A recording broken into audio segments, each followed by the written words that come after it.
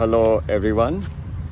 Actually, this series of learning Bhagavad Gita by understanding the first and the last verse of the chapter is turning out to be very efficient and very useful. We have covered 4 chapters so far. Today we shall look into the chapter 5, which is called Karma Sannyas Yoga. First chapter, Arjun Vishad Yoga, lamentation by Arjun about the consequences of the war. Chapter 2, Sankhya Yoga, analytical study of the science of spirituality. Chapter 3, Karma Yoga, yoga of action. Chapter 4, Jnana Karm Sannyas Yoga, Karma Yoga compared to Jnana Yoga and the subject of renunciation.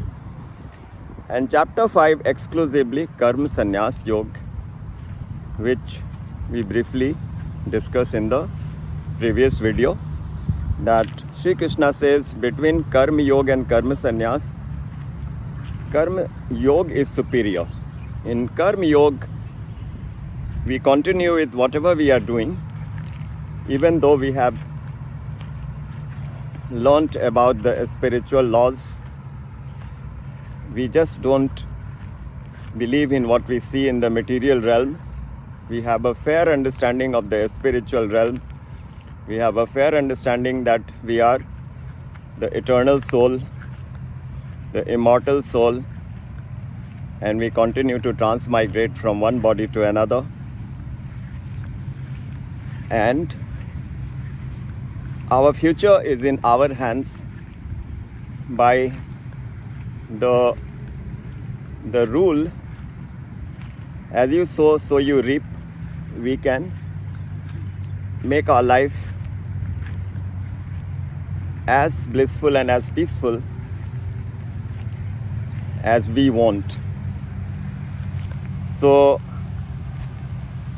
the knowledge of Bhagavad Gita is turning out to be super excellent. So let us see what the 5th chapter has to offer. The first verse is a question by Arjun.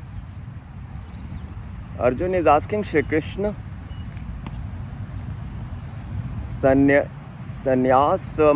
karmaṇāṁ kṛiṣhṇam punar yogaṁ ca śhansasiyach chhreya etayor ekaṁ tanme brūhi su-niśhchitam. O Shree Krishna, please tell me in a definite way the difference between karma sannyas and karma yoga. So such an important point Arjun is raising, and Sri Krishna answers in the so many verses. This chapter has 29 verses and it has got some amazing pieces of information. The verse number 18 says, Vidya vinay sampane brahmane gavihastini shuni chaiva shopake cha pandita samdarshina. So a lot is made out of varnashram dharma. Many of us out of ignorance can look at the caste system, the 4 varnas, the 4 castes, and the 4 ashram, the 4 stations in life, as an objectionable philosophy. But in reality, it is so wonderful if we have the patience to understand the real purport of the system which is ordained by the divine. So in the caste system that is there in the Vedic scriptures, the Brahmins are put at the highest and the Shudras are put at the lowest in the spectrum of the society. However, the caste is not decided by the basis of one's birth. The caste is decided by the basis of one's inclination, one's occupation, one's thought process, etc. So, irrespective of the birth, a person can become a Brahmin if he shows the qualities of intellect,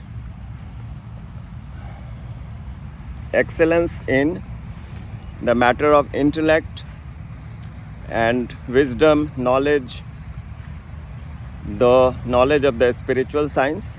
If someone exhibits those qualities, then he is a true Brahmin, irrespective of the birth.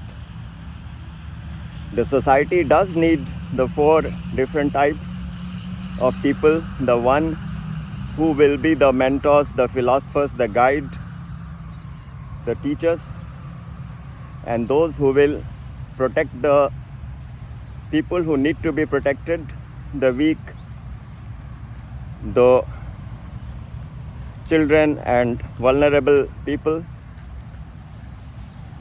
The third segment is the Vaishya, the merchants. They are required for the agriculture and for the production of items which are needed by the society. And the 4th category is the Shudra, the people who will engage in the labor. So there shouldn't be any problem in such classification, where the theme is that everyone is equally important for the society, everyone is needed for the upkeep of the society, and anyone can become the highest class, the Brahmin class, if he develops that kind of quality. So a lot is discussed about this in this chapter, and this verse which I just quoted, Vidya Vinaya Sampane Brahmane Gavi Hastini, says that the Pandit, the real wise person, is the one who sees the same divine, the same God in a Brahmin, in an elephant, in a cow, in a dog, and in a dog eater. Another very important shlok that always has fascinated me is the one in which Shree Krishna says, Prak sharir vimokshanath kamah krodhas sayukto sa sukhi narah shaknoti haiva yashodhum prak sharir vimokshanath kamah krodhas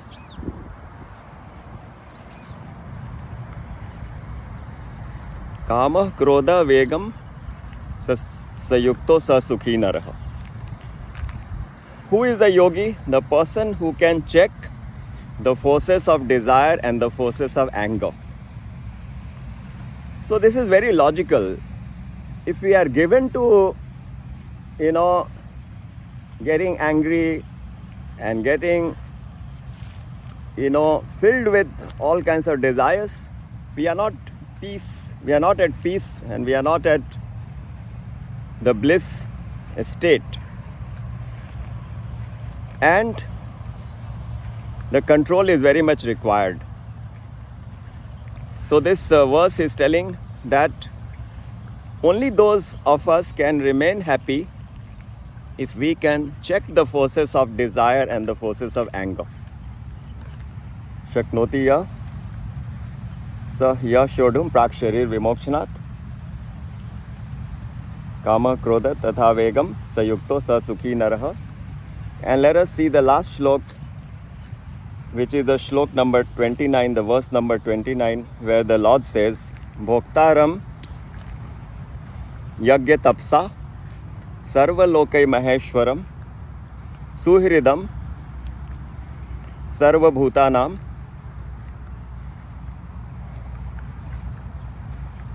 śhāntir ṛichchhati. So this verse says that who will attain peace? The one who recognizes that there is an entity which is the supreme personality, the supreme entity for this entire cosmos, this entire universe.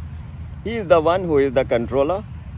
He is the originator, he is the destructor, he is the sustainer. If we recognize that entity, sarva-loka-maheśhvaramsuhṛidaṁ, sarva-bhūtānāṁ, and that entity is friendly to everyone, is compassionate to everyone. If we have that kind of knowledge, then only the person can be happy. So much to learn from this chapter about what is true renunciation, what is superior between karma yoga and karm sanyās. Karma yoga is superior because you remain in your station, you just don't run away and keep many under confusion. So Shree Krishna says both are glorious because both are the quest for God. But between the two, I recommend karma yoga. And last but not the least, let's not forget to complete the 8 elements of Formula 44, which is consuming 1 fistful of nuts and 2 helpings of fruits every day, sipping 3 glasses of sufficiently warm water every morning on an empty stomach, eating sufficient quantity, which we quantify in terms of 4 helpings of lentils, pulses, grains, leaves, salads, vegetables. Doing 1 round of meditation, 2 rounds of walking, 3 rounds of breathing technique pranayam, and 4 rounds of Surya Namaskar, sun salutation. If we do all these 8 elements on a daily basis and keep progressing, it becomes a habit. But to make it a habit, this process of meditation is so very important, and we are learning the process of meditation by reflecting on the divine philosophy from the song of God, Bhagavad Gita. Take care and see you in the next video.